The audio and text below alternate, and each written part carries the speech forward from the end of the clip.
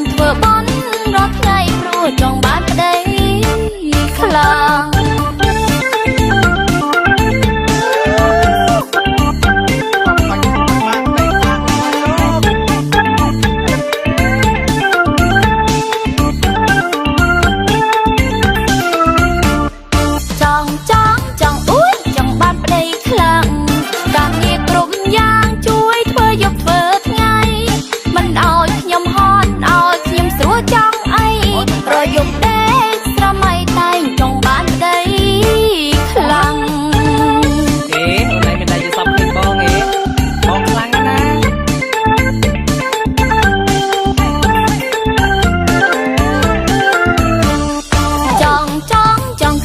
ចង់បានប្តីខ្លាំងទោះបីក្រខ្វះឆ្នាំងក៏ខ្ញុំមិនខកអី